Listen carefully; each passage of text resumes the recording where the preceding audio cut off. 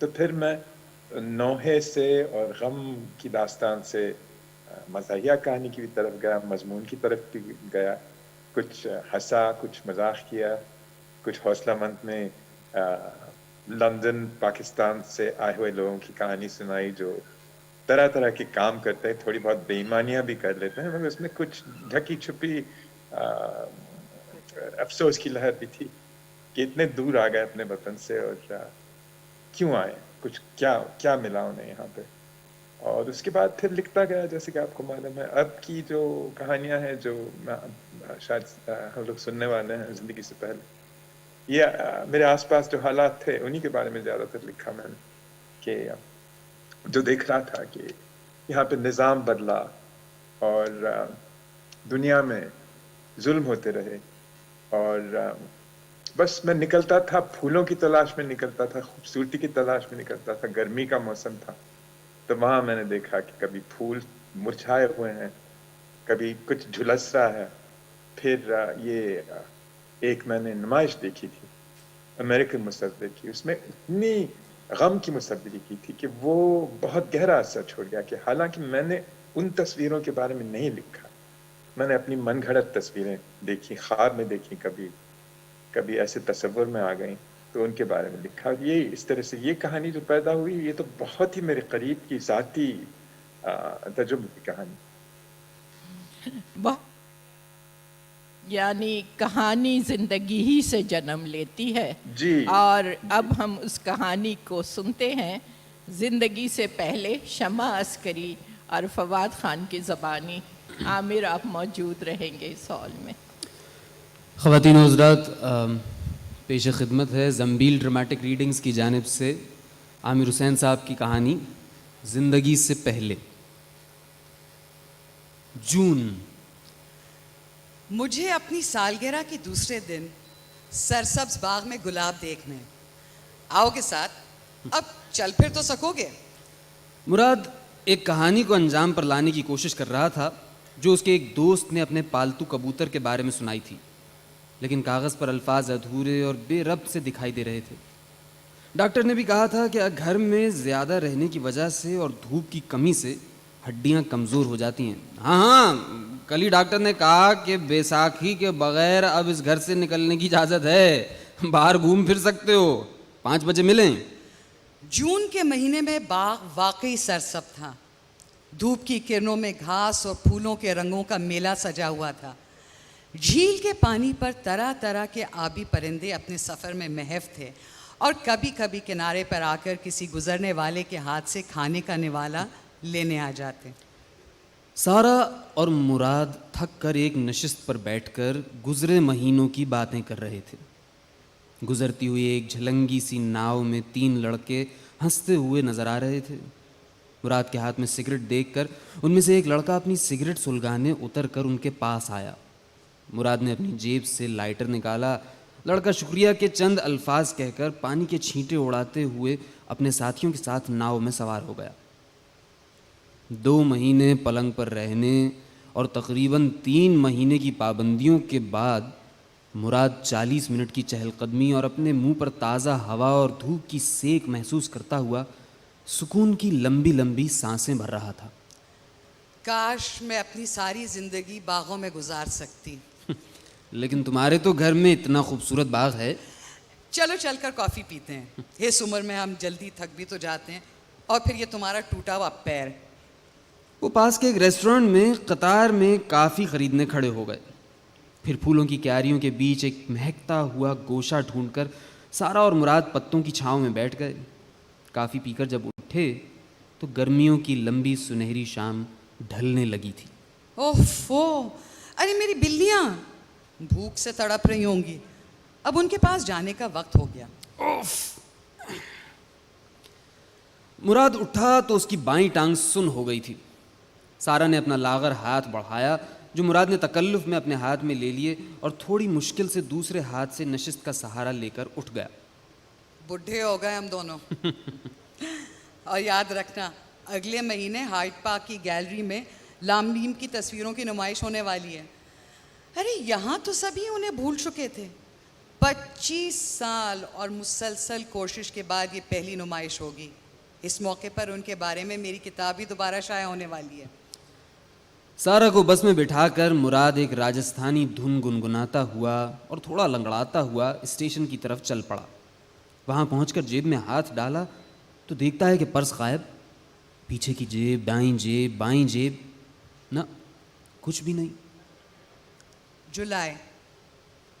چلو لامیم کی تصویریں دیکھنے چلیں. سارا جو ایک زمانے میں بہت خوبصورت تصویریں بنایا کرتی تھی، اب فن مصوری سے تنگ آ کر باغبانی کی طرف راغب ہو گئی ہے اور ہفتے میں صرف 2 بار ایک کالج میں دوسروں کو تصویریں بنانا سکھاتی ہے. لیکن صبح اس کا فون آیا تھا کہ وہ نہیں آ سکے گی. کیا ہوا؟ اوفو، میری کلائی ٹوٹ گئی. کیا؟ ہاں، کل گھر واپس آئی تو کیا دیکھتی ہوں کہ ٹامی بلا اپنے خون آلود دانتوں میں ایک چڑیا کو پکڑ کر گھوم رہا ہے. میں اس کے پیچھے بھاگی اور کئی منٹوں کی جھکا جوری کے بعد میں نے بیچارے پرندے کو چھڑا لیا، لیکن اس کی گردن ٹوٹ گئی تھی. اچھا، تو اس بھاگ دوڑ میں تمہارا بازو؟ ارے نہیں، بات تو سنو. میں نے سوچا بیچاری چڑیا کو دفنا تو دوں، میری بلیاں نہیں تو باغ میں کوئی اور جانور سے چیر پھاڑ لے گا. ارے جانتے ہو کہ آج کل باغ میں لومڑیاں بھی گھس آتی ہیں، راتوں کو اتنا شور مچاتی ہیں چیخ چیخ کر کے، پھر بلیاں بھی چنگاڑنے لگتی ہیں. میں دروازہ بند کر دیتی ہوں ورنہ تو بلیاں باہر نکل جائیں. اچھا، تو میں بتا رہی تھی کہ میں نے چڑیا کو دفنانا چاہا تو سیب کے درخت کے نیچے چھوٹا سا گڑھا کھودا اور ریشمی رومال میں لپٹی ہوئی چڑیا کو ہاتھ میں لیے جھکی تھی کہ پتہ نہیں کیسے میرا پاؤں پھسل گیا اور میں منہ کے بل گر پڑی. اور پھر بیٹا مجھے کچھ دنوں کے لیے آکسفورڈ لے آیا. فون رکھ کر مراد لیپ ٹاپ پر خبروں کی سرخیوں کو دیکھنے لگا. بی جے ملک کا وزیر اعظم بن گیا ہے.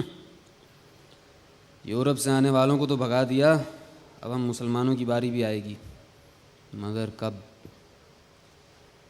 مراد کو کراچی اور پاکستان سے 6 مہینے دور رہ کر اجنبیت کا احساس شدت سے ہو رہا ہے.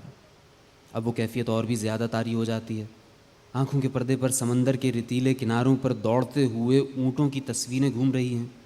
سانسوں میں نمکین ہوا کی مہک ہے اور کانوں میں دوستوں کی آوازیں گونجتی ہیں. پھر اٹھ کر جوتے پہن کر سوچتا ہے، چلو باہر جا کر ندی کے کنارے کچھ درختوں اور پھولوں کی تصویریں کھینچ لوں. دھوپ میں ندی کا پانی جھلملا رہا ہے اور پتے بھی سنہری مائل نظر آ رہے ہیں.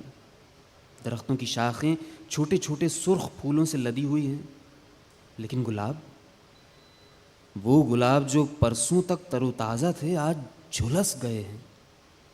لال کلیاں پنکھڑیاں کالی پڑ گئیں. سوکھے پتے زمین پر یا کچرے کے ڈھیر پر پیلے پیلے پڑے ہیں.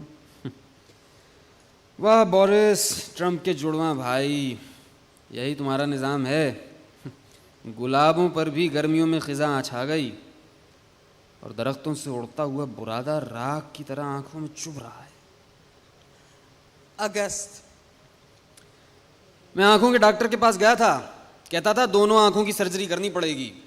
بائیں آنکھ کی سرجری میں 14 گھنٹے لگ جائیں گے، تمہیں بے ہوش کرنا ہوگا. اور پھر میں جاگ کر اٹھ بیٹھا، پسینوں میں تر، آنکھوں کو ملتے ہوئے، یہ سوچتے ہوئے کہ میں کچھ دیکھ نہ پاؤں گا. رات اندھیری تھی یا پھر کل کے بادل نہیں چھٹے تھے. تھوڑی دیر میں سو کر بے آرام نیند سے پھر جاگا تو بجلی کی کڑاک، بادلوں کی گرج اور موسلا دھار بارش. لام کی تصویروں کا اثر. کل مراد سارا کے ساتھ لام میم کی نمائش میں گیا تھا. جمعے کا دن تھا اور نمائش کو دیکھنے کا آخری موقع. نمائش گاہ میں بھیڑ تھی، لیکن ان چھوٹی بڑی تصویروں کو دیکھ کر آس پاس کے ہجوم کا مراد کو کوئی احساس ہی نہیں ہوا. پہلے کمرے میں وسیع اور طویل کینوسوں پر کالے، نیلے، اودے، پیلے ہیولے تھے. کسی تصویر کا نام جلا وطنی تھا تو کسی کا عنوان بربادی. غالباً یہ ویتنام میں جنگ کے زمانے میں بنائے گئے تھے. سارا کی آنکھیں پریشان لگ رہی تھیں اور وہ اپنے عجیب سے دستانے میں ملفوف ہاتھ کو دوسرے ہاتھ سے سہلا رہی تھی. مراد نے سارا کی مختصر کتاب میں پڑھا تھا کہ لام میم کینیا میں پیدا ہوئی تھیں اور پھر انگلینڈ میں طالب علمی کے دوران فن مصوری کی ابتدا کر کے اپنے شوہر کے ساتھ امریکہ گئیں، جہاں سیاسی سرگرمیوں میں شامل رہیں. پھر 70 کی دہائی میں شوہر کو چھوڑ کر جنوبی ایشیا میں پڑھاتی رہیں اور تصویریں بناتی رہیں۔ 3-4 سال بعد انگلینڈ منتقل ہوئیں جہاں ان کی بیٹی رہتی تھی۔ لندن میں 2-3 سال قیام کے بعد سسیکس میں سمندر کے کنارے ایک سنسان بستی میں بالکل اکیلی رہنے لگیں اور کم ہی لوگوں کو ان کی یاد رہی۔ ہر جنگ میں وہ لندن آ جایا کرتی تھیں، مخالفت کے مظاہروں اور جلوس میں شریک ہونے۔ آخری بار 2002 میں جب ان کی عمر کوئی 83 سال کی تھی تو انہوں نے کہا تھا کہ وہ میرے گھر آ کر رہیں گی۔ ارے افغانستان میں ہونے والے جنگ کے خلاف جو بہت بڑا جلسہ منعقد کیا تھا اس میں حصہ لینا چاہتی تھی، حالانکہ وہ 2 لکڑیوں کا سہارا لے کر چلتی تھی۔ میں نے ان کے بارے میں وہ کتاب اسی وقت لکھنی شروع کی تھی، لیکن آنے سے 2 دن پہلے خاموشی سے وہ اس دنیا کو چھوڑ گئیں، اور میں نے پھر ان کے جنازے میں شرکت کی جہاں ان کی قبر پر لوگ رونے کے بجائے آزادی اور محبت کے پرانے گیت گانے لگے۔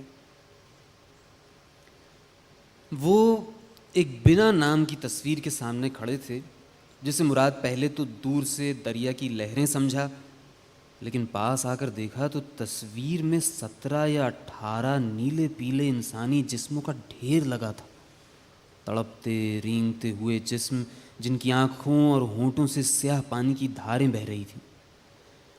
مراد کے کانوں میں فیض کے چند اشعار کی دھیمی سی بازگشت گونجی، یہ کون سخی ہیں جن کے لہو کی اشرفیاں چھن چھن چھن چھن۔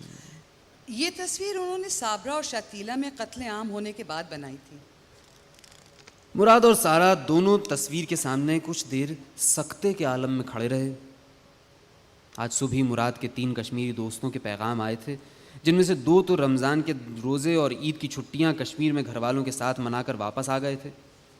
اصغر قطر میں تھا اور مرتضیٰ علی گڑھ میں، کامل لندن میں تھا، اور اس نے مراد سے وہ کہانی مانگی تھی جو مراد نے اس سے لکھنؤ لکھوا کر ایک ادبی رسالے کے کشمیر نمبر میں چھپوائی تھی۔ اب یونیورس کر سنانا چاہتا تھا، لیکن کہانی اس کے ہاتھ نہیں آ رہی تھی۔ تینوں اپنے گھر کی خبروں سے محروم تھے، 4 دن سے فون نہیں لگ رہے تھے، اور اس تصویر کو دیکھ کر 3 سال پہلے کے حادثات میں کشمیری نوجوانوں کی زخمی آنکھوں کی تصویریں بھی یاد آ رہی تھیں۔ یہ کون سخی ہیں۔ چلو دوسرے کمرے میں۔ اس کمرے میں وہ تصویریں ہیں جو لامین نے عمر کے آخری 10 سال میں عراق میں پہلی جنگ ہونے کے بعد بنائی تھیں۔ تب تک ان کی آنکھیں بہت کمزور ہو چکی تھیں، مگر پھر بھی تصویریں بناتی رہیں۔ کمرے میں داخل ہوئے تو لگا کسی جنگل میں آ گئے۔ گھنے پیڑ، آس پاس ہریالی، گھاس کی، پانیوں کی، پتوں کی، ٹہنیوں پر پرندے، جھیلوں میں مچھلیاں اور لال کمل کے پھول۔ ان تصویروں میں حقیقت اور تجرید کا حسین امتزاج تھا۔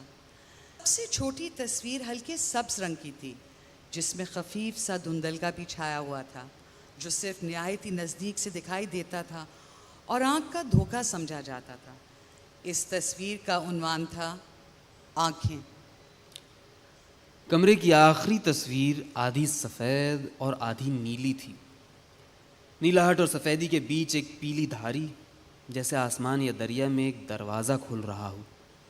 اس کے نیچے دائیں کونے میں مصور کی تحریر میں لکھا تھا، زندگی سے پہلے موت۔ اور وہاں ہی نمائش کا اختتام تھا۔ سارا نے ٹھنڈی آب بھری، اور مراد کو محسوس ہوا کہ اسے اپنے اور اپنے ساتھیوں کی زندگی بھر کی جدائیاں، محرومیاں، بکھرے ہوئے ارمان اور بٹوری ہوئی خوشیاں سب یاد آ گئیں۔ چلو اب کافی دیکھ لیا، اب چلتے ہیں۔ سر بھی چکرا رہا ہے اور کھڑے کھڑے ٹانگ میں درد ہو رہا ہے۔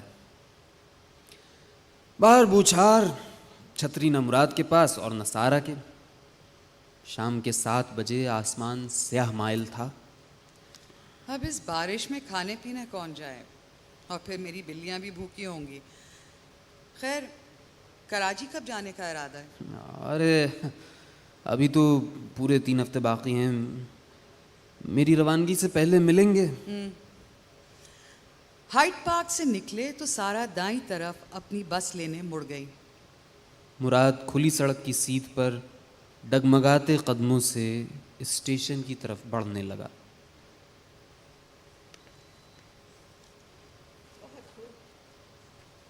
شکریہ. آپ لوگوں نے کہانی سنی زندگی سے پہلے. اس سے پہلے ہم نے اس کے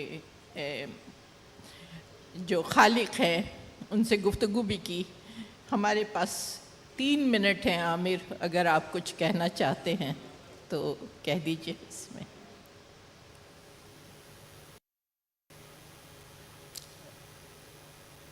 آواز نہیں,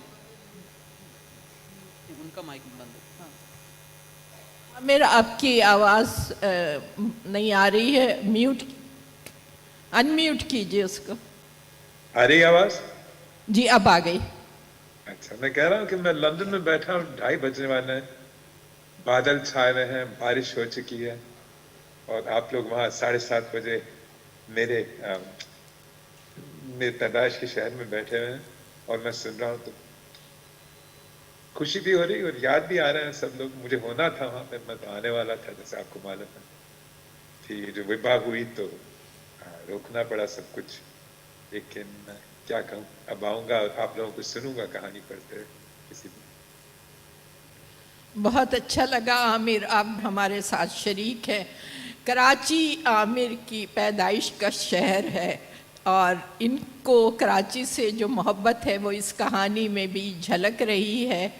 انشاءاللہ وہ وقت آئے گا کہ جب آپ یہاں موجود ہوں گے. بہت شکریہ شمع اور فواد خان, آپ لوگوں نے بہت خوبصورتی سے عامر کی کہانی کو پیش کیا. سارے کردار زندہ ہو کے سامنے آ گئے, اور دیکھا کہ ایک ادب کو عالمی تناظر میں کیسے لکھا جا سکتا ہے. ساری دنیا کے واقعات کو اور مشاہدوں کو سمیٹ کر, جس میں مصوری بھی ہو, موسیقی بھی ہو, اور ہمارے سب کے مشترکہ دکھ درد بھی ہوں, کہانی بنائی جا سکتی ہے. یہی عامر کا فن ہے. قرۃ العین حیدر نے ان سے کہا تھا, میاں تم اردو میں کیوں نہیں لکھتے؟ آج ان کی روح خوش ہو رہی ہوگی کہ وہ اردو میں بھی لکھ رہے ہیں. بہت شکریہ عامر, بہت شکریہ فواد, بہت شکریہ. بہت شکریہ شمع, اور بہت شکریہ احمد شاہ جس نے ہماری ضد پر اس کہانی کو شامل کیا اس پروگرام میں. آپ سب